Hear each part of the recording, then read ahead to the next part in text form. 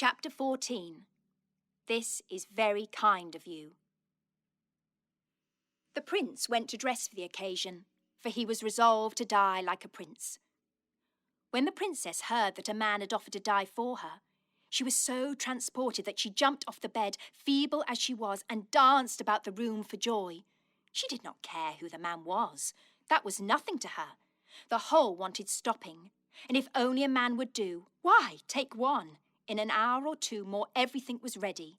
Her maid dressed her in haste, and they carried her to the side of the lake. When she saw it, she shrieked and covered her face with her hands. They bore her across to the stone, where they had already placed a little boat for her. The water was not deep enough to float it, but they hoped it would be before long. They laid her on cushions, placed in the boat wines and fruits and other nice things, and stretched a canopy over it. In a few minutes the prince appeared. The princess recognised him at once, but did not think it worth while to acknowledge him. "Here I am," said the prince. "Put me in." "They told me it was a shoeblack," said the princess. "So I am," said the prince. "I blacked your little boots 3 times a day because they were all I could get of you. Put me in." The courtiers did not resent his bluntness, except by saying to each other that he was taking it out in impudence. But how was he to be put in? The golden plate contained no instructions on this point. The prince looked at the hole and saw but one way. He put both his legs into it, sitting on the stone, and stooping forward covered the corner that remained open with his 2 hands. In this uncomfortable position, he resolved to abide his fate, and turning to the people said, "Now you can go." The king had already gone home to dinner. "Now you can go," repeated the princess after him like a parrot. The people obeyed her and went. Presently a little wave flowed over the stone and wetted one of the prince's knees, but he did not mind it much. He began to sing, and the song he sung was this: "As a world that has no well, darkly bright in forest dell, as a world without the gleam of the downward-going stream, as a world without the glance of the ocean's fair expanse, as a world where never rain glittered on the sunny plain, such my heart thy world would be, if no love did flow in thee. As a world without the sound of the rivulets underground, or the bubbling of the spring out of darkness wandering, or the mighty rush and flowing of the rivers downward going, or the music showers that drop on the outspread beach's top, or the ocean's mighty voice when his lifted waves rejoice. Such, my soul, thy world would be, if no love did sing in thee.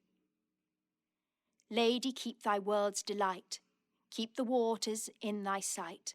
Love had made me strong to go, for thy sake, to realms below, where the waters shine and hum through the darkness never come.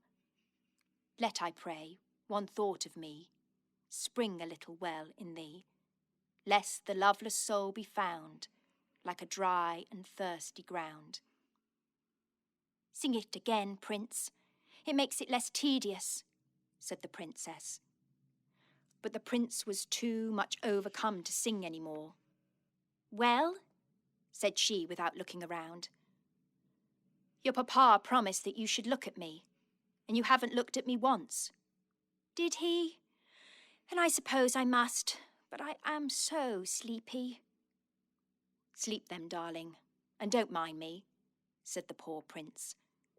"Oh, really, you are very good," replied the princess. "I think I will go to sleep again." "Just give me a glass of wine and a biscuit first," said the prince very humbly. "With all my heart," said the princess, and gaped as she said it. She got the wine and the biscuit, however, and leaning over the side of the boat towards him was compelled to look at him.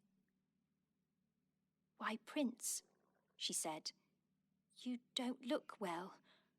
Are you sure you don't mind it?" "Not a bit," answered he, feeling very faint indeed. "Only I shall die before it is of any use to you, unless I have something to eat." and a long pause followed. "This is very kind of you, Prince," said the princess at last, quite coolly, as she lay in the boat with her eyes shut. "I am sorry I can't return the compliment," thought the prince. "But you are worth dying for, after all." Again a wavelet and another flowed over the stone and wetted both the prince's knees, but he did not speak or move. 2, 3, 4 hours passed in this way, the princess apparently asleep and the prince very patient. But he was much disappointed in his position, for he had none of the consolation he had hoped for. At last he could bear it no longer. "Princess," said he. But at the moment up started the princess, crying, "I'm afloat! I'm afloat!" And the little boat bumped against the stone. "Princess," repeated the prince, encouraged by seeing her wide awake and looking eagerly at the water. "There then," said she, holding out the wine to him. "Ah, you must feed me. I dare not move my hands. The water would run away directly." "Good gracious," said the princess, and she began at once to feed him with bits of biscuit and sips of wine. As she fed him, he contrived to kiss the tips of her fingers now and then. She did not seem to mind it, one way or the other, but the prince felt better. "Now, for your own sake, princess," said he, "I cannot let you go to sleep. You must sit and look at me, else I shall not be able to keep up." "Well, I will do anything I can to oblige you," answered she, with condescension, and sitting down she did look at him, and kept looking at him with wonderful steadiness, considering all things. The sun went down, and the moon rose, and gush after gush the waters were rising up the prince's body. They were up to his waist now. "Why can't we go and have a swim?" said the princess. "There seems to be water enough just about here." "I shall never swim more," said the prince. "Oh, I forgot," said the princess, and was silent. So the water grew and rose up and up on the prince. The night wore on, the waters rose and rose. The moon rose likewise higher and higher and shone full on the face of the dying prince. The water was up to his neck. "Will you kiss me, princess?" said he feebly. The nonchalance was all gone now. "Yes, I will," answered the princess, and kissed him with a long, sweet, cold kiss. "Now," said he with a sigh of content, "I die happy." He did not speak again. The princess gave him some wine for the last time. He was past eating. Then she sat down again and looked at him. The water rose and rose. It touched his chin. It touched his lower lip. It touched between his lips. He shut them hard to keep it out. The princess began to feel strange. It touched his upper lip. He breathed through his nostrils. The princess looked wild. It covered his nostrils. Her eyes looked scared and shone strange in the moonlight. His head fell back. The water closed over it, and the bubbles of his last breath bubbled up through the water. The princess gave a shriek and sprang into the lake. She laid hold first of one leg and then of the other, and pulled and tugged, but she could not move either. She stopped to take breath, and that made her think that he could not get any breath. She was frantic. She got hold of him and held his head above the water, which was possible now his hands were no longer on the hole. But it was no use, for he was past breathing. Love and water brought back all her strength. She got under the water and pulled with all her might, till at last she got one leg out. The other easily followed. How she got him into the boat she never could tell, but when she did, she fainted away. Coming to herself, she seized the oars, kept herself steady as best she could, and rowed, though she had never rowed before. Round rocks and over shallows and through mud she rowed, till she got to the landing stairs of the palace. By this time her people were on the shore, for they had heard her shriek. She made them carry the prince to her own room and lay him in her bed, and light a fire and send for the doctors. "But the lake, your highness," said the chamberlain, who, roused by the noise, came in his nightcap. "Go and drown yourself in it," she said. This was the last rudeness of which the princess was ever guilty, and one must allow that she had good cause to feel provoked with the Lord Chamberlain. Had it been the king himself, he would have fared no better, but both he and the queen were fast asleep, and the chamberlain went back to his bed. Somehow the doctors never came, so the princess and her old nurse were left with the prince, but the old nurse was a wise woman and knew what to do. They tried everything for a long time without success. The princess was nearly distracted between hope and fear, but she tried on and on, one thing after another, and everything over and over again. At last, when they had all but given it up, just as the sun rose, the prince opened his eyes. Chapter 15. Look at the Rain. The princess burst into a passion of tears and fell on the floor. There she lay for an hour and her tears never ceased. All the pent-up crying of her life was spent now, and a rain came on such as had never been seen in that country. The sun shone all the time, and the great drops which fell straight to the earth shone likewise. The palace was in the heart of a rainbow. It was a rain of rubies and sapphires and emeralds and topazes. The torrents poured from the mountains like molten gold, and if it had not been for its subterraneous outlet, the lake would have overflowed and inundated the country. It was full from shore to shore. But the princess did not heed the lake. She lay on the floor and wept. And this rain without doors was far more wonderful than the rain out of doors. For when it abated a little, and she proceeded to rise, she found, to her astonishment, that she could not. At length, after many efforts, she succeeded in getting upon her feet, but she tumbled down again directly. Hearing her fall, her old nurse uttered a yell of delight and ran to her, screaming, "My darling child! She's found her gravity!" "Oh, that's it, is it?" said the princess, rubbing her shoulder and her knee alternately. "I consider it very unpleasant.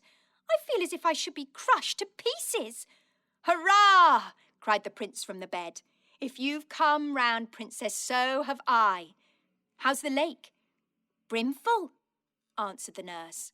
"Then we're all happy." "That we are indeed," answered the princess, sobbing.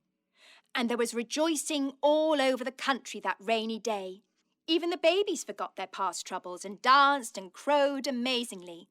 And the king told stories, and the queen listened to them. And he divided the money in his box, and she the honey in her pot, to all the children. And there was such jubilation as was never heard of before. Of course, the prince and princess were betrothed at once. But the princess had to learn to walk before they could be married with any propriety. And this was not so easy at her time of life, for she could walk no more than a baby. She was always falling down and hurting herself. "Is this the gravity you used to make so much of?" said she one day to the prince as he raised her from the floor. "For my part, I was a great deal more comfortable without it." No, that's not it. This is it," replied the prince as he took her up and carried her about like a baby, kissing her all the time. "This is gravity." "That's better," said she. "I don't mind that so much." And she smiled the sweetest, loveliest smile in the prince's face. And she gave him one little kiss in return for all his, and he thought them overpaid, for he was beside himself with delight. I fear she complained of her gravity more than once after this, notwithstanding. It was a long time before she got reconciled to walking, but the pain of learning it was quite counterbalanced by two things, either of which would have been sufficient consolation. The first was that the prince himself was her teacher, and the second, that she could tumble into the lake as often as she pleased. Still, she preferred to have the prince jump in with her, and the splash they made before was nothing to the splash they made now. The lake never sank again. In process of time, it wore the roof of the cavern quite through, and was twice as deep as before. The only revenge the princess took upon her aunt was to tread pretty hard on her gouty toe the next time she saw her. But she was sorry for it the very next day, when she heard that the water had undermined her house and that it had fallen in the night, burying her in its ruins, whence no one ever ventured to dig up her body. There she lies to this day. So the prince and princess lived and were happy, and had crowns of gold and clothes of cloth and shoes of leather and children of boys and girls, not one of whom was ever known on the most critical occasion to lose the smallest atom of his or her due proportion of gravity. The end.